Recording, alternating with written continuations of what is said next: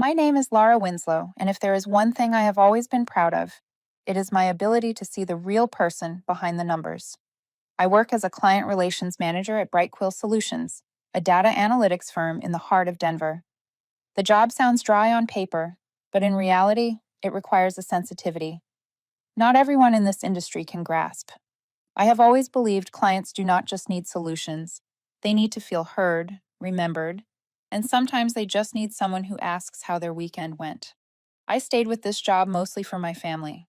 My mother had just recovered from a 6-hour heart surgery earlier this year and now goes through regular rehabilitation.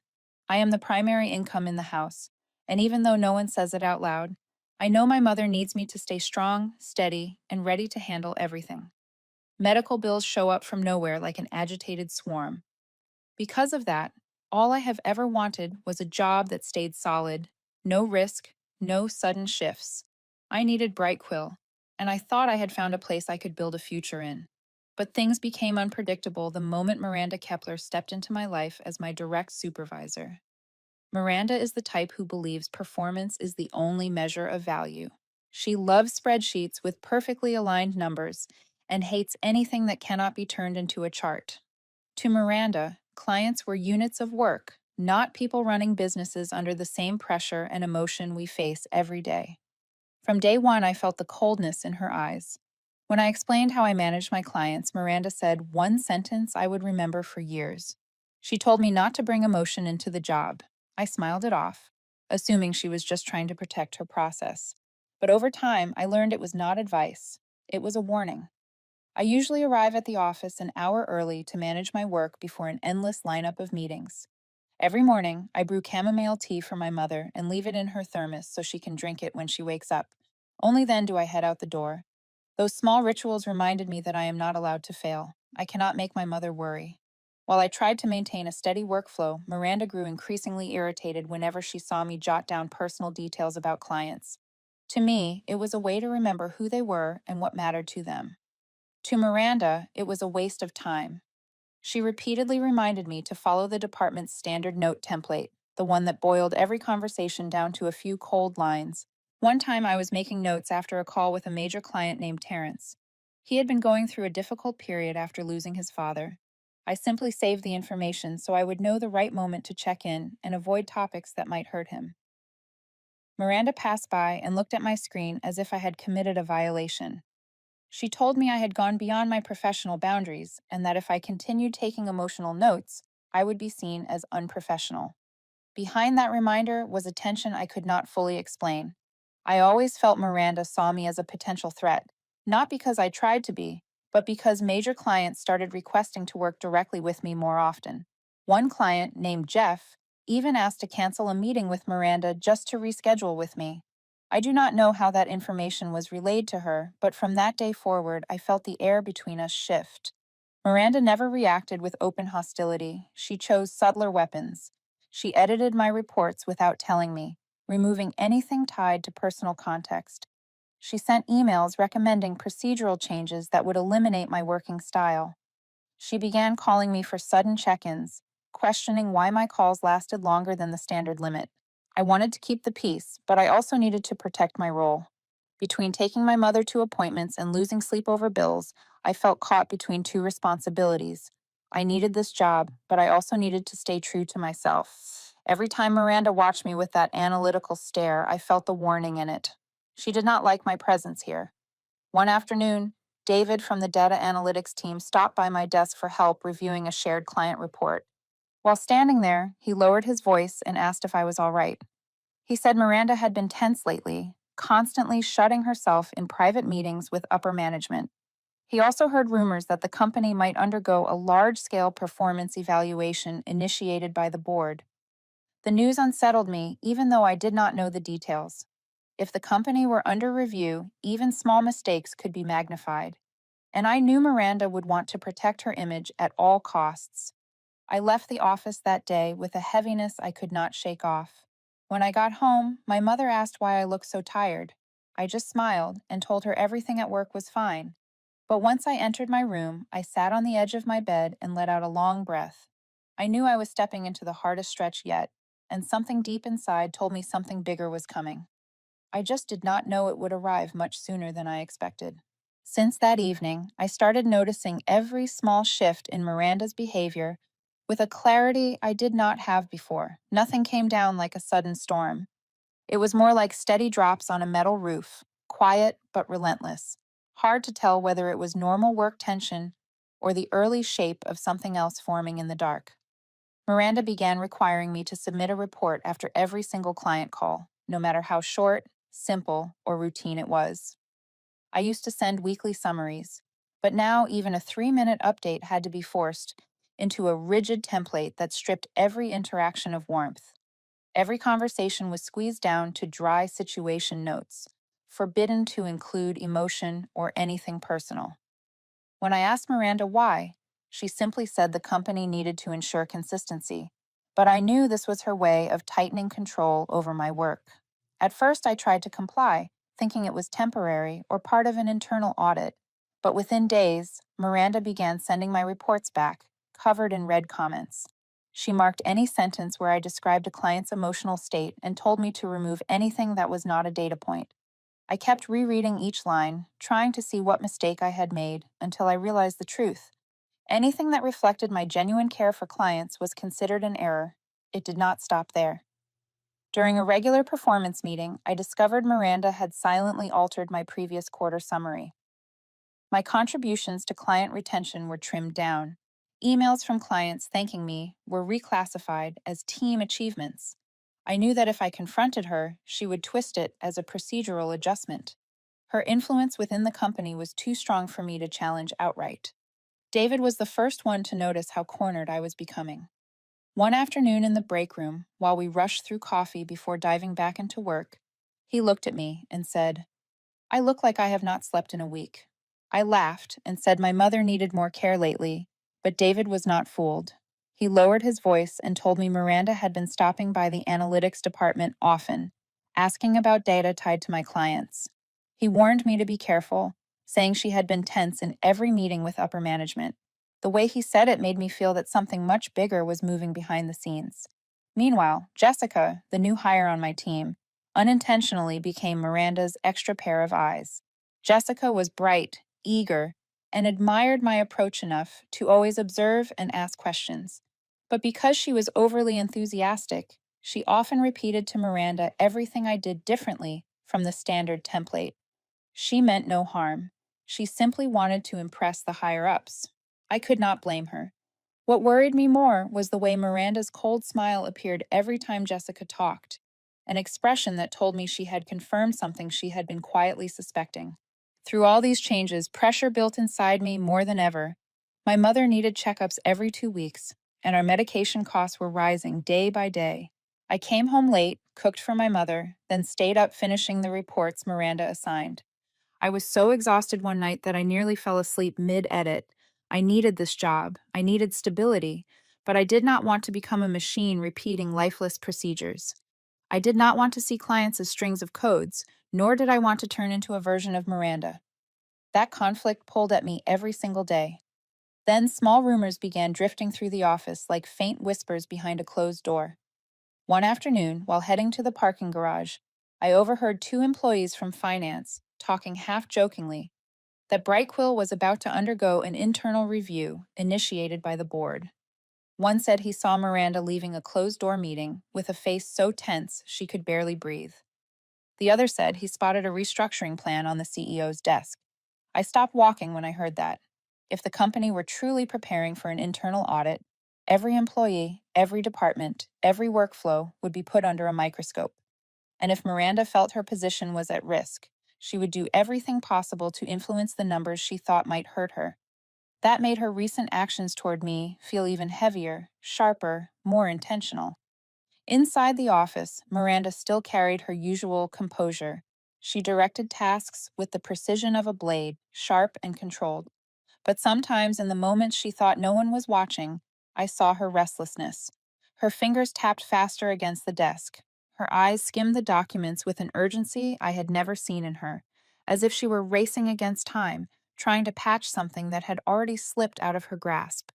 I did not know exactly what was about to happen. I only knew the tension was building, layer by layer, like a balloon being pushed past its limits. And one day it would burst. I just did not expect to be standing at the center when it did. Autumn in Denver always arrives with a mix of comfort and unease. The air turns cooler, the trees shift into bright shades of orange and gold. But inside the walls of Brightquill, there was a different kind of heaviness settling over everyone. It started with an email Miranda sent over the weekend, demanding that our entire department attend the annual strategy meeting on Monday morning. I had been to these meetings many times before, but never once had Miranda emphasized the importance the way she did in that message. It carried a warning, a tone that said something big was coming, and we all needed to be there to hear it. I arrived at the company's small auditorium 10 minutes early. The atmosphere was unusually still. People sat scattered across the rows of seats, each trying to mask their unease. David sat in the back, scanning the room as if bracing for something. Jessica sat close beside me, gripping a small notebook as though she was ready to record every word Miranda spoke. When Miranda walked in, the room snapped into silence. She headed straight for the podium, her heels striking the wood floor with a cold, sharp rhythm.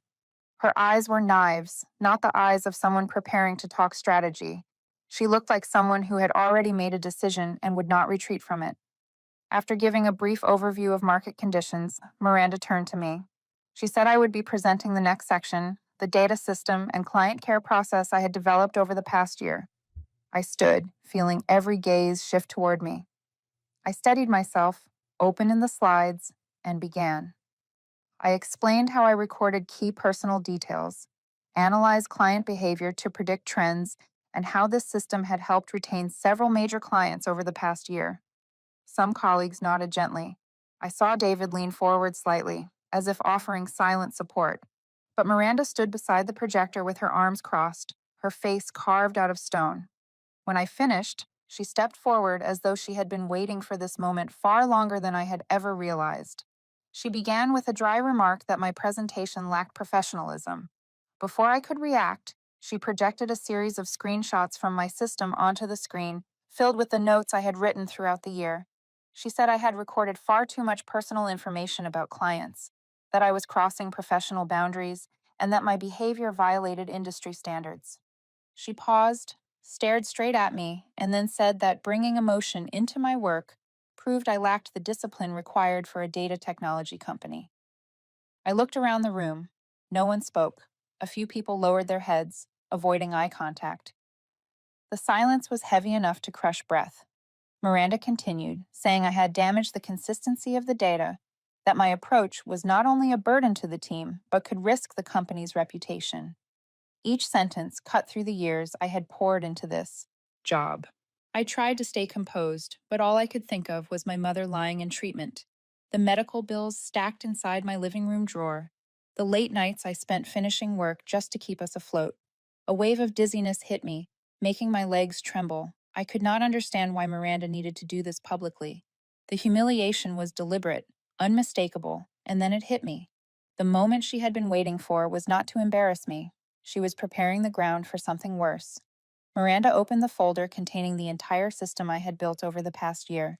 She did not explain, did not consult me, did not request any review. She simply said the system needed to be removed because it no longer aligned with the department's new standards. And before I could speak, she moved the cursor to the delete button and pressed it. The screen flashed deletion successful. The room went dead silent. I heard someone exhale sharply behind me, but no one stepped in. Jessica raised a hand to her mouth, stunned. David stared at the screen in disbelief. I stood frozen. The system I had worked on through countless late nights, sometimes until dawn, vanished with a single click. Miranda turned toward me with an icy expression. She no longer saw me as part of the team. Her eyes said clearly she wanted me erased from everything. I forced my breath to stay steady, even as my chest tightened.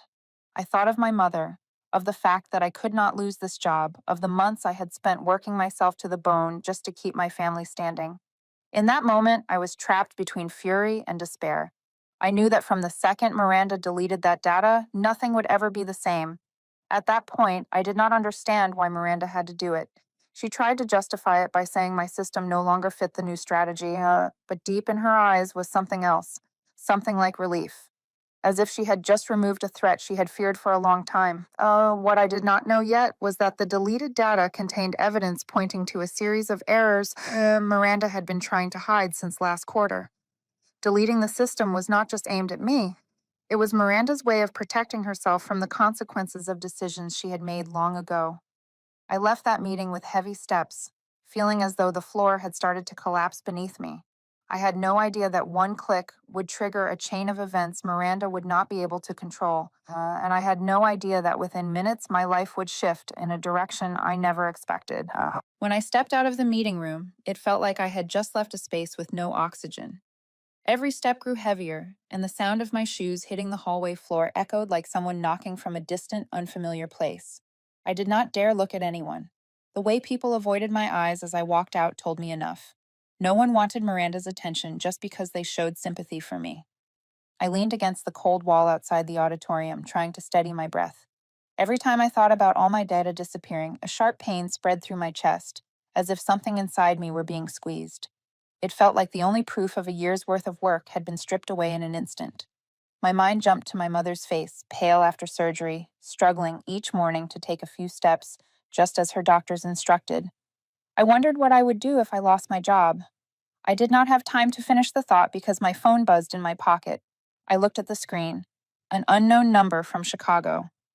I barely had the mental space to care, but something told me to pick up.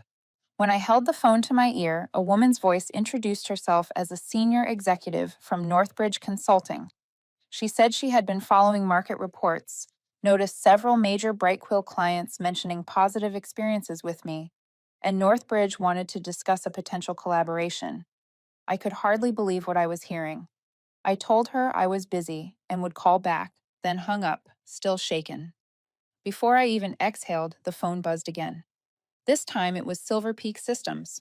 A confident male voice explained they were familiar with how I built client relationship models and wanted to meet with me sometime this week for a senior role. I stood still, unsure how to react, and not 10 seconds later, my screen lit up again. Horizon Metrics, a company I knew well because they were one of Brightquill's biggest competitors. The caller said they wanted to meet me as soon as possible and would fly to Denver if needed. 3 calls, in less than 3 minutes, from 3 competing companies, 3 urgent invitations. I sank onto the small bench nearby, feeling like I was sliding off a familiar surface into something chaotic and unpredictable. I was overwhelmed, not just by the offers, but by how violently the 2 moments clashed. Standing in that room being humiliated by Miranda, and now hearing the industry's top firms rushing to find me. I wanted to feel happy, but I could not. My mother's image kept coming back. If I left Brightquill, could I manage a new job while caring for her? New roles always demanded more, especially in the early stages. I was afraid of change, afraid to step outside the fragile safety I had built for 3 years.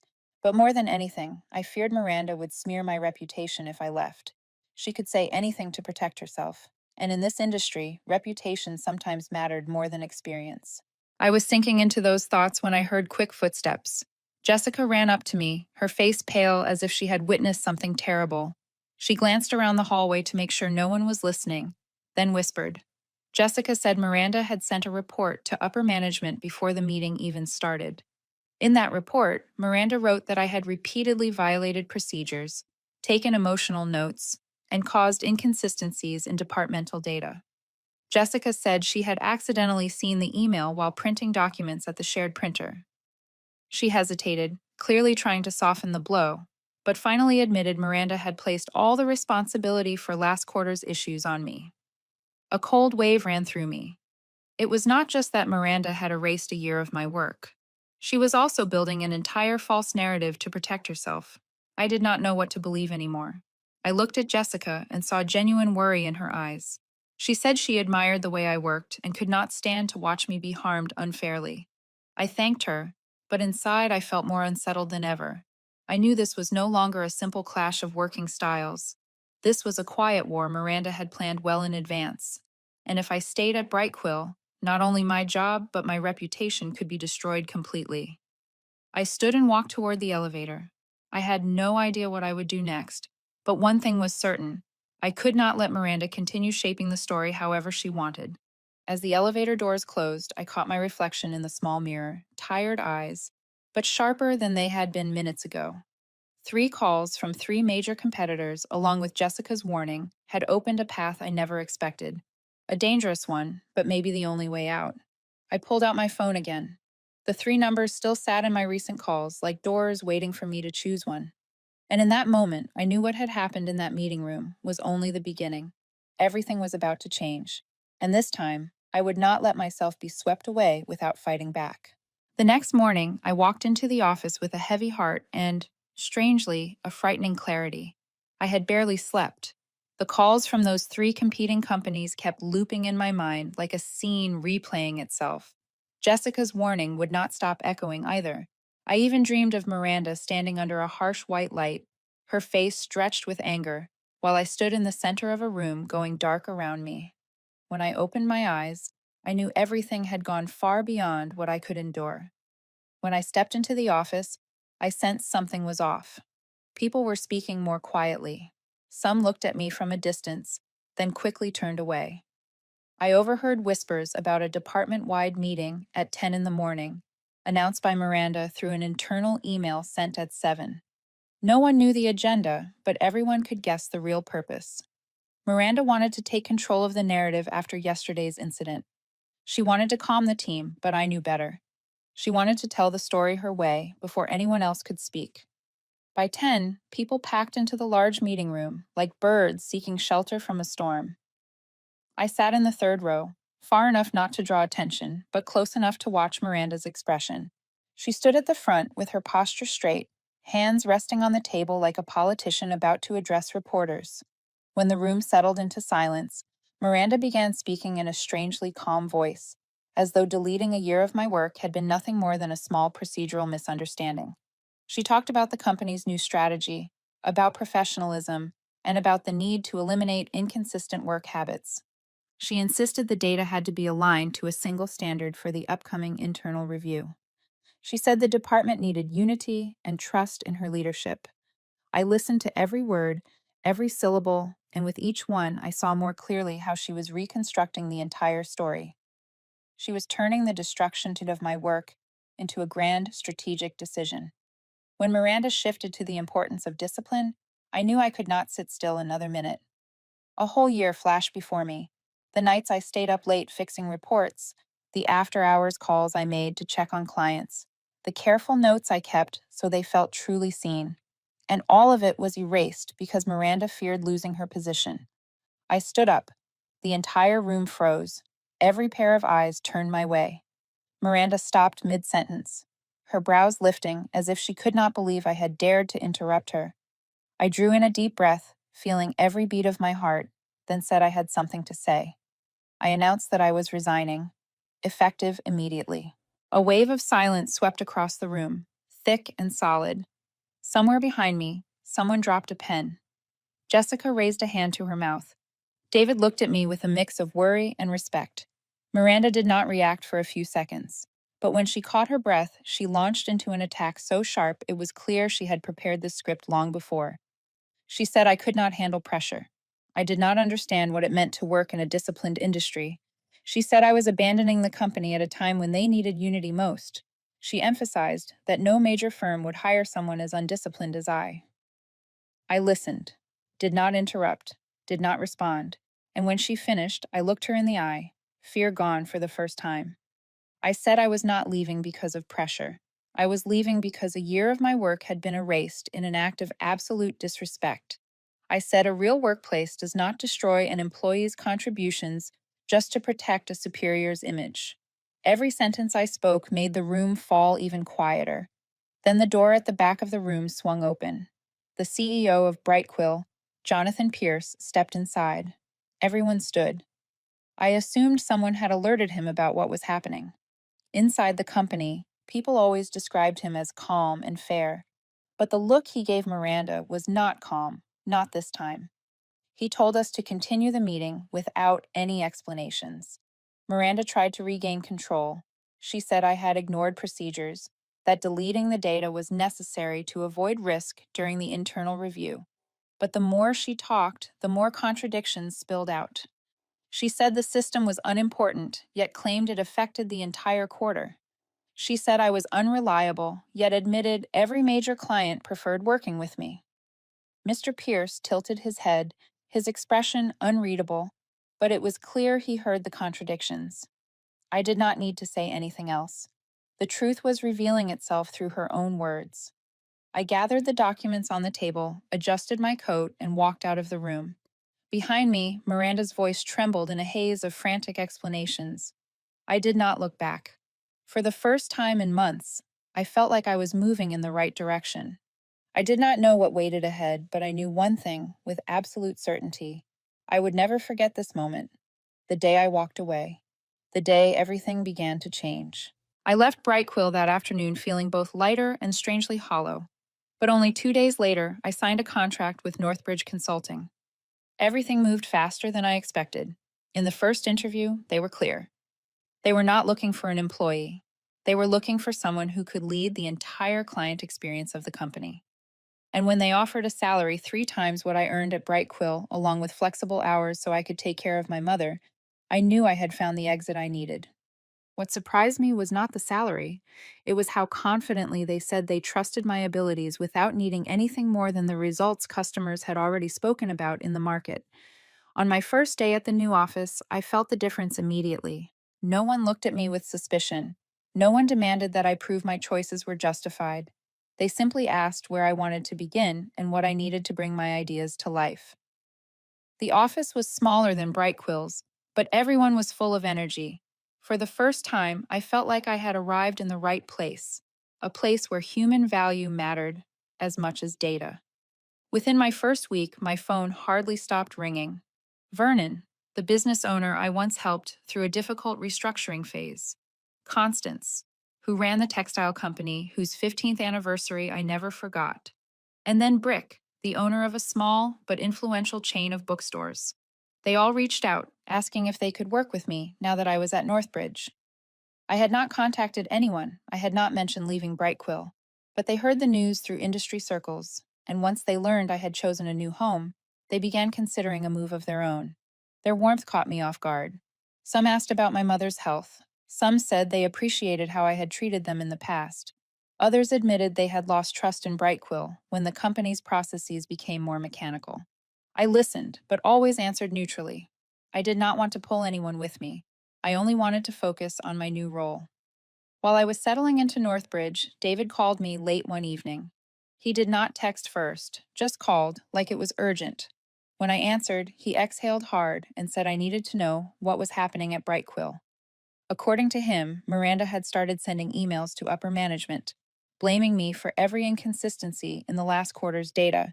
She claimed I had changed procedures on my own, that my notes had disrupted the system, that I had ignored new guidelines and caused internal audit issues. David said Miranda was forcing the entire department into nonstop overtime to rebuild the deleted data system. She set impossible targets, demanding everything be finished so quickly that no one went home before 10 at night. Some employees had begun complaining quietly, but no one dared send an official report. Everyone feared Miranda's attention. The whole department seemed trapped in a silent panic. And there was more. David said Miranda had changed the client communication process into something so rigid that every reply had to pass through 3 layers of approval. Customers grew frustrated, and within days, Brightquill received a flood of complaints. Some said they felt like they were speaking to a robot instead of a person. Hearing David talk, I could not help thinking about the system I had built. It was gone, and they were trying to replace it with something so lifeless it could drag the entire company into crisis. When David told me Miranda kept using my name to explain her recent failures, I felt a strange blend of sadness and relief. Sadness that she still clung to me as a scapegoat. Relief that I had walked away before being pulled into that chaos. I asked David if he was all right. He laughed, said he was holding things together while looking for new opportunities. He told me not to worry about him, but I knew exactly how much pressure he was under. During those days, I received more calls from former Brightquill clients. They complained about the sudden shift in communication style. One said that during their most recent call, it felt like they were speaking to someone who knew nothing about their business, despite years of partnership. Another said they were considering switching providers. I listened, but never gave advice. I did not want to interfere with my former company, nor did I want to give Miranda any excuse to accuse me of poaching. I spent the rest of my time fully focused on my projects at Northbridge. I used my experience to build new processes centered around human connection. I still took my mother to her checkups every weekend, and finally, after months, she told me her health was improving. I knew Brightquill was facing serious problems, but I also knew those problems were no longer mine to solve. I did not need to go back to explain or defend anything.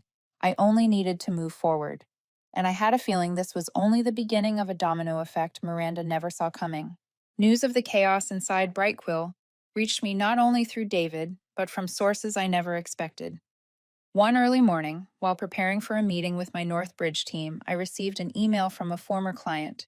He wanted to update me on his business, but before ending the message, he wrote a line that stopped me cold. He hoped I was not upset about what Miranda had sent out before I left the company. I froze. I replied that I had no idea what email he was referring to. Minutes later, he forwarded it. It was a long message Miranda had sent him 2 weeks before the meeting, where everything unraveled. In it, Miranda claimed I was undisciplined, emotional, and that I had altered company processes on my own. She wrote that clients should contact her directly instead of me, because I could create data inconsistencies in major projects. I read each line, feeling as if someone had dragged me back in time just to show me the betrayal from a different angle. Miranda had planned everything long before the confrontation. She had not just erased my work in that meeting. She had been building the narrative of me as a dangerous employee well ahead of time. I knew she would protect her position, but I never imagined she would do so at the cost of dragging the entire department into chaos. I thanked the client for being transparent. He said he never believed Miranda because he had seen how I worked for years. But he wanted me to know because in recent days many clients had mentioned the strange shift in how Brightquill was operating. He said several were considering leaving because they no longer felt treated like human beings. At the same time, David's reports became more alarming. The technical team had informed leadership that Miranda had ignored critical sync warnings in the data system last quarter. If she had followed protocol, the inconsistencies would not have escalated into a full internal audit. Instead, she hid them, hoping no one would notice. And when things surfaced, she blamed me in her report to the board. But there was more. Leadership discovered something serious. Miranda had manipulated parts of the department's quarterly report to justify her misallocation of resources. That error caused projected revenue to be so inaccurate that it directly impacted the company's financial plan. When the issue blew open, they ordered a full system review. And during that review, they found Miranda had deleted the entire client system I built without any backups. This was a major violation of data security standards.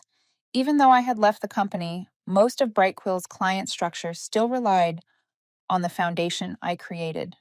Losing it meant losing the ability to maintain personalized communication with dozens of major accounts. David told me that the internal meeting that morning was like a bomb going off. The CEO demanded that Miranda explain herself in front of senior leadership. She tried to remain calm, but the evidence from the tech team, along with the forwarded email attacking me, shredded every defense she attempted. By noon, the board of directors convened an emergency session. Miranda was ordered to step down from her duties and temporarily hand over all responsibilities. I could imagine the look on her face receiving that suspension. The confidence she always wore like armor would not hide the fear once the entire narrative she had built collapsed right under her feet. Jessica called me later that afternoon. Her voice trembled like she had just walked out of a hailstorm. She said the board questioned her about internal procedures. She told them everything, including how Miranda instructed her to adjust parts of the data that did not follow company standards. Jessica said she was terrified of getting dragged into it, but sitting in front of the board, she realized she could not stay silent to protect someone who had tried to destroy another person's reputation. I knew Jessica had shown true courage. Miranda had once used her as a tool to watch me, but when the tide turned, she did not hesitate to tell the truth. Within 3 days, Brightquill received more than 14 formal complaints from major clients. Some wanted to pause collaboration. Some requested project transfers. A few demanded explanations for why they were dealing with a team that knew nothing about their businesses despite years of partnership. Brightquill began collapsing in real time. Data reconstruction failed. Employees were pushed into brutal overtime. Several submitted resignations within the first week after I left.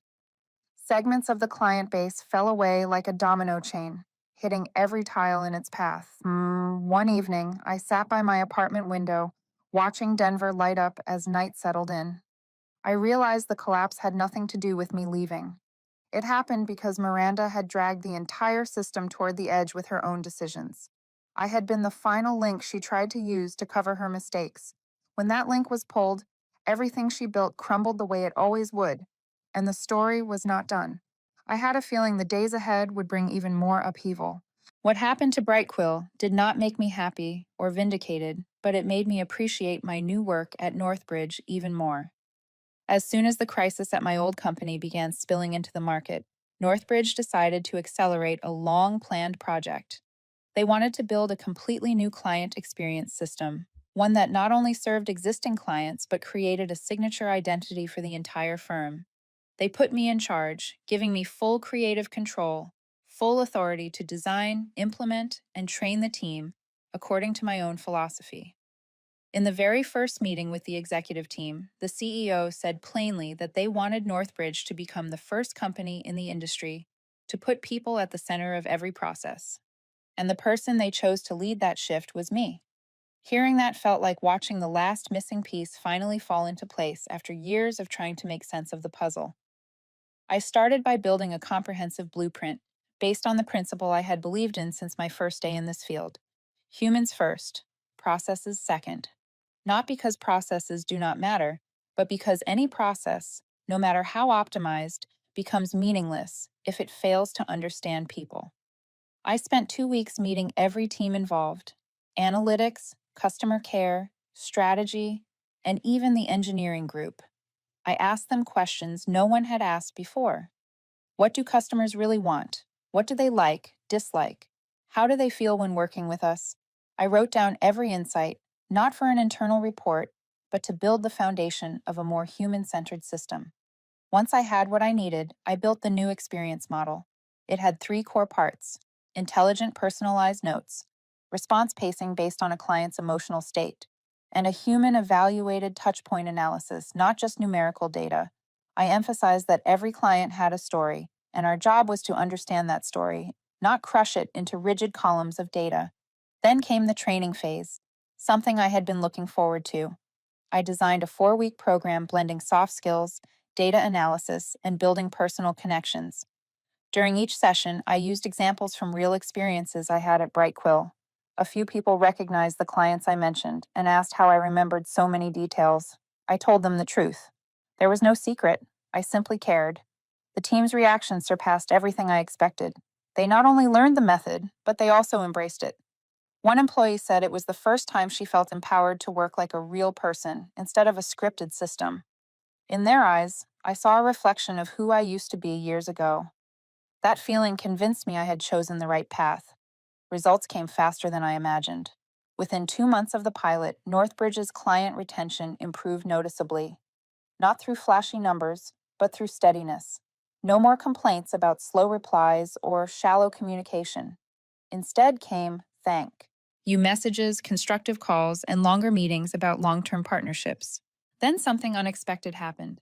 Major industry partners began sending proposals for multi-year contracts with Northbridge, not because of pricing or technology, but because my team offered a sense of trust they could not find elsewhere. A large tech company from Seattle even asked to work with me personally during their onboarding phase, making the CEO look at me with a mixture of pride and excitement. Outside of work, my personal life has finally settled. My mother recovered better. Thanks to flexible hours, I brought her to every appointment without rushing after work like before. She often sat in the living room in the evenings, smiling as she watched me work on my laptop, occasionally asking small questions to make sure I was not overworked. When I handed her part of my first Northbridge paycheck to help with her treatment, her eyes softened. She said she had never seen me look this peaceful, and I was peaceful, truly. No more pressure to prove myself to a manager ready to destroy everything I built. No more fear of my reputation being twisted. I focused only on what I did best: listening and connecting. Some days, Standing by the eighth floor window of the Northbridge office, watching the afternoon sun spill over the buildings, I asked myself why I had not left Brightquill sooner. But then I understood. Without Miranda, I might never have known how far I could go. The pressure she created hurt me, but it was also what pushed me to a place where my abilities were finally valued the way they should have been. And when I saw my team run the new system with confidence, when I heard clients say they felt respected again, I realized I had found what I had been searching for all along, a place where people truly stood at the center of every decision. I no longer belonged to Brightquill, but that did not stop news from the company from making its way to me. Only a few weeks after the board suspended Miranda, I learned that Brightquill had entered the biggest restructuring phase since its founding. The collapse of the data system and the wave of departing clients forced the company to cut 25% of its workforce. Departments were merged, and some were dissolved entirely. The main office shrank from 3 floors down to just one. David told me that on the day the restructuring notice went out, the atmosphere felt thick, like heavy fog clinging to every corner. Some people had expected it, but that did not soften the loss. No one imagined a company that had stood firm for so many years could fall so quickly. But David said something that stayed with me for a long time. If my system had still been there, the fall might not have been so severe. It did not satisfy me, but it gave me a clearer sense of the strength behind the values I had fought for. As I expected, Miranda could not keep her position. Once the evidence surfaced, showing her manipulation of data, her disregard for technical warnings, and her deliberate attempt to blame me, the board had no choice. She was removed entirely, with no chance of reassignment or negotiation. Her reputation suffered a blow she could not recover from. In the data technology field, violating security protocols and deleting a system without backup could end a career forever. I heard she tried applying to smaller companies, but Brightquill's internal assessment of the data breach made everyone hesitate. I knew she was ambitious, but I also understood the cost of blind ambition. When someone uses power to control others, instead of developing themselves, collapse is only a matter of time. I no longer felt anger toward her, only regret that she chose the path she did. One morning at the end of September, I received an email from Brightquill's CEO. He said they were trying to rebuild the team and wanted people with experience and strong client thinking to return and salvage what they could. He asked if I would consider coming back. I stared at that email for a long time. If it had been me a year earlier, I might have said yes immediately. But I was no longer the person who clung to a job just to get through another day. I had found a place where I truly belonged. I replied that I appreciated the offer, but I could not return. I said sometimes a collapse is necessary for something new to begin, and my new path was opening in ways that mattered too much to abandon. That answer brought me a sense of peace, not because I turned Brightquill down, but because I realized how much I had grown. In rare, quiet moments after work, I would sit by the window at Northbridge and think about my journey. I realized every person has the right to choose how they treat others. Miranda chose pressure and control. I chose kindness. I am not perfect, but I never treated anyone like a tool. And if there is one lesson I carried from all of this, it is that kindness may take time to show its value, but once it blooms, it outlasts any cold strategy.